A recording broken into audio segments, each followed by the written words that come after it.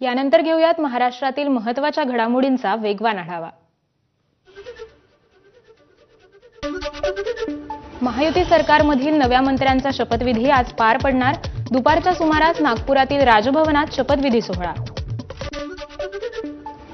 मंत्रिमंडळाच्या शपथविधीत भाजपचे 21, शिवसेनेचे 12 तर राष्ट्रवादीचे 10 आमदार आज मंत्रिपदाची शपथ घेणार। कोणाला मंत्रिपदाची लॉटरी लागणार याकडे लक्ष। भाजपच्या संभाव्य मंत्र्यांची यादी माझा चाहती। रवींद्र चव्हाण, नितेश राणे, मंगलप्रभात लोढा, आशिष शेलार, अतुल भातखळकर, शिवेंद्रसिंहराजे, गोपीचंद पडळकर, माधुरी मिसाळसह राधाकृष्ण विखे पाटलांना संधी मिळण्याची शक्यता। विदर्भातून चंद्रशेखर बावनकुळे, संजय कुटे तर उत्तर महाराष्ट्रातून गिरीश महाजन, जयकुमार रावल आणि मराठवाड्यातून पंकजा मुंडे, अतुल सावेंची मंत्रिपदी वर्णी लागण्याची शक्यता।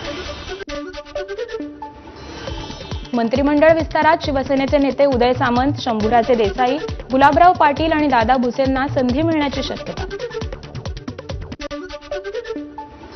यादीत कोणाची नावे आहेत, कोणाची नाही हे सांगणं आता अयोग्य। एकनाथ शिंदे आमदारांच्या वरिष्ठतेचा आणि इतर समीकरणाचा विचार करून निर्णय घेतील, आशिष जयस्वालांची प्रतिक्रिया। राष्ट्रवादीच्या संभाव्य मंत्र्यांची यादी माझा चाहती। छगन भुजबळ, धनंजय मुंडे, अदिती तटकरे, नरहरी झिरवाळ, अनिल पाटील, संजय बनसोडे, मकरंद पाटलांची मंत्रिपदी वर्णी लागण्याची शक्यता। राष्ट्रवादीच्या संभाव्य मंत्रिमंडळात सना मलिक आणि इंद्रनील नाईकांना संधी मिळण्याची शक्यता। राज्य मंत्रिपदी वर्णी लागण्याची शक्यता। मंत्रिपदासाठी कोणालाही फोन आलेला नाही। सध्या वेट अँड वॉचची भूमिका, मात्र संधी मिळेल असा विश्वास। मंत्रिपदावर धर्मराव बाबा आत्रामांचं वक्तव्य। नागपूरच्या राजभवनात मंत्र्यांच्या शपथविधी सोहळ्याच्या तयारीला सुरुवात। आज दुपारी 3 नंतर शपथविधी सोहळा राजभवनातील लॉनवर होणार। नागपुरात अधिवेशनाची जय्यत तयारी। सचिवालयासमोर सरकारची रांगोळी, मुख्यमंत्री आणि दोन्ही उपमुख्यमंत्र्यांची हुबेहूब रांगोळी। मुख्यमंत्री झाल्यानंतर फडणवीस आज पहिल्यांदाच नागपुरात येणार। फडणवीसांच्या स्वागताची नागपुरात जय्यत तयारी। धरमपेठ परिसर पूर्ण भगवामय। यंदाचं हिवाळी अधिवेशन 16 डिसेंबर ते 21 डिसेंबर चालणार। विधानसभा सचिवालयाने जारी केल्या सूचना। सूचनेनुसार आजपासून सरकार आणि विरोधी पक्ष नागपुरात दाखल। नागपूरला रवाना होण्याआधी राधाकृष्ण विखे पाटलांनी केलं देवदर्शन। मसोबा महाराज आणि साईबाबांचं घेतलं दर्शन। हिवाळी अधिवेशनासाठी छगन भुजबळ नागपूरला पोहोचले। ओबीसी कार्यकर्त्यांकडून बहुजन नायक असे पोस्टर घेऊन भुजबळांचं केलं स्वागत। विधान भवनाच्या मुख्य प्रवेशद्वारासमोर देवेंद्र फडणवीस आणि नितीन गडकरींचं कटआउट। एकमेकांना आलिंगन करताना मोठा कटआउट विधान भवनाच्या बाहेर। आज नागपूरमध्ये महाविकास आघाडीतील पक्षांच्या गटनेत्यांची बैठक। विरोधी पक्षनेते अंबादास दानवेंच्या घरी बैठकीचं आयोजन। काँग्रेस आमदार आणि विधानसभा निवडणुकीतील उमेदवारांची काँग्रेस महाराष्ट्र प्रभारी रमेश चेन्नीथला चर्चा करणार। मंगळवारी नागपूरमध्ये बैठकीचं आयोजन। ईव्हीएम संदर्भात रॅली काढण्यात येणार। लोकशाही टिकवण्यासाठी प्रयत्न, जितेंद्र आव्हाडांचं वक्तव्य।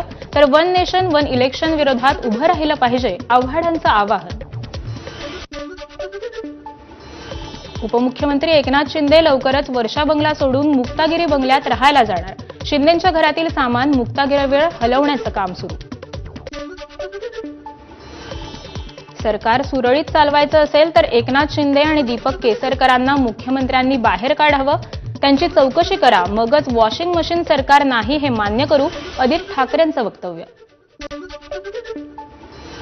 उपमुख्यमंत्री अजित पवारांनी बारामती शहरात दत्त मंदिराचं केलं भूमिपूजन। भूमिपूजन करताना टोपे नसल्यानं अजितदादांनी भटजींची टोपी काढून घातली।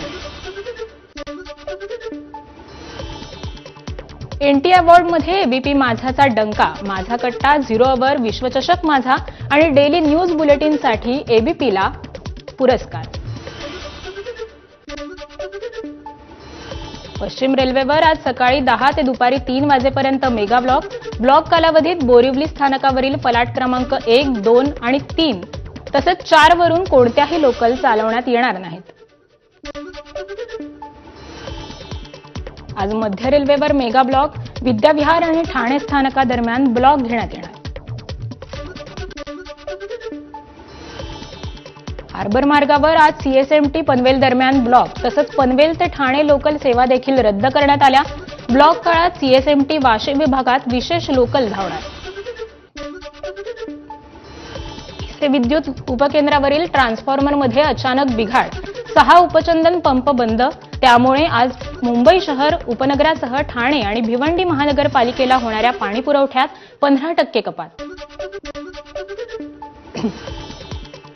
उमरग्यात आजी माजी आमदारांचा पाणी पुरवठा योजनेवरून श्रेयवाद.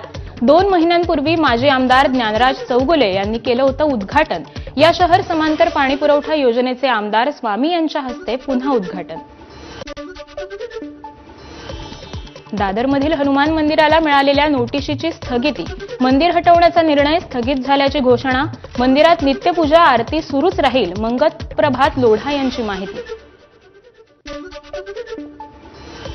टेनिसपटू रोहन बोपन्ना आणि महाराष्ट्र राज्य लॉन टेनिस असोसिएशनचे अध्यक्ष प्रशांत सुतार यांनी घेतली मुख्यमंत्री देवेंद्र फडणवीसांची भेट. पुण्यात 8 दिवसीय बुक फेस्टिव्हलचं आयोजन, मुख्यमंत्री देवेंद्र फडणवीसांच्या हस्ते बुक फेस्टिव्हलचं उद्घाटन. बीडच्या केजमधील राष्ट्रवादीचे तालुकाध्यक्ष विष्णू चाटे यांची पक्षातून हकालपट्टी. मस्साजोगचे सरपंच संतोष देशमुख यांच्या हत्येप्रकरणी चाटेंवर गुन्हा दाखल झाल्यानं पक्षाची कारवाई. बहुजन समाज संतोष देशमुखांच्या पाठीशी असून त्यांना न्याय मिळवून देण्यासाठी प्रयत्न करणार. मस्साजोगमधील ग्रामस्थांचं वक्तव्य. देशमुखांच्या पत्नीला सरकारी नोकरी देण्याची देखील मागणी. रामदास आठवलेंनी परभणीत डॉक्टर बाबासाहेब आंबेडकरांच्या पुतळा परिसराची केली पाहणी. संविधान न मानणाऱ्यांना देश सोडून जावं, आठवलेंचं वक्तव्य. अहिल्यानगरात भाजीपाल्याचे दर घसरले. आठवड्याभरापूर्वी 80 ते 100 रुपये किलो भाजी, मात्र आता 35 ते 50 रुपयांवर भाजी आली.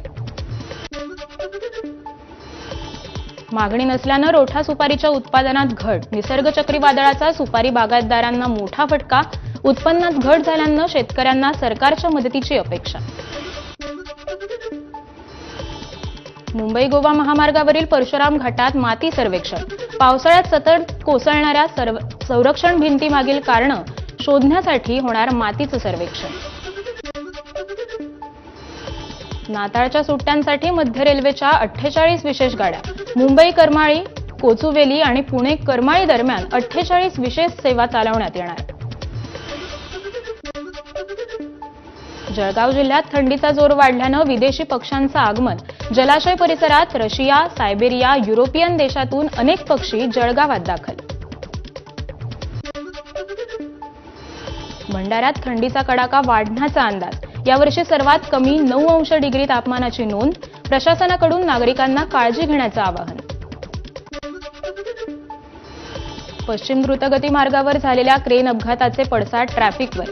ही अडकलेली क्रेन काढण्यासाठी वाहतूक पोलिसांकडून आणखी 3 क्रेन घटनास्थळी दाखल. मात्र अजूनही ही क्रेन अडकूनच आहे. नांदेडमध्ये शिवसेना ठाकरे गटाच्या शहर गौरव कोडीगिरी यांचं अपहरण करून काही वेळानं त्यांना सोडण्यात आलं होतं. या प्रकरणी पोलिसांनी 7 जणांना ताब्यात घेतलं.